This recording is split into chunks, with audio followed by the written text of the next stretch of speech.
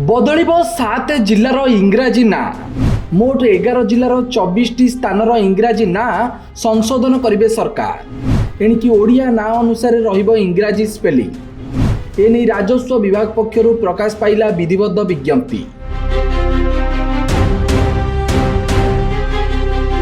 संशोधन हेब विभिन्न जिला एवं स्थानर नार इंग्राजी बनान। एने राजस्व विभाग पक्षरु विज्ञप्ति प्रकाश पाइछि। जिलार इंग्राजी नार बनान बदलिबो। पुराना बनान रे संशोधन कराजिबो। ओडिया ना अनुसार रहिबो इंग्राजी बनान। एणिकी 7 जिलार ना बदलिबो। सेहीपरि 11 जिलार 24 स्थानर इंग्राजी ना रे संशोधन कराजिबो। अनेक स्थान रे ओडिया रे ड पई इंग्राजी रे आर लेखा जाई थाए। एहाकु एथर बदला जिवो।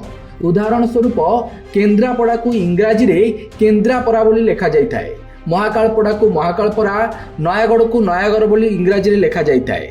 एथिरे संशोधन करा जाई ओडिया ना अनुसार इंग्राजी रो बनान करा जिवो। सेहीपरि खोर्धा जिला को एणिकी ओडिया ना अनुसार इंग्राजी रे मध्य खोरधा बोली लेखा जिवो। सेहीपरि देवगढ़ जिला को इंग्राजी रे जो देवगढ़ बोली लेखा जाउछि ताकू संशोधन करी इंग्राजी रे मध्य देवगढ़ बोली लेखा जिवो। केन्दुझर को इंग्राजी रे केउंझर बोली लेखा जाउथिबा बेले एणिकी इंग्राजी रे भी केन्दुझर बनान लेखा जिवो। एनी राजस्व विभाग पक्षरु विज्ञप्ति प्रकाश पाइछि। 15 दिन भितरे कौनसी आपत्ति अभियोग थिले तथ्य सह देबाको विज्ञप्ति रे कुआ जाइछि।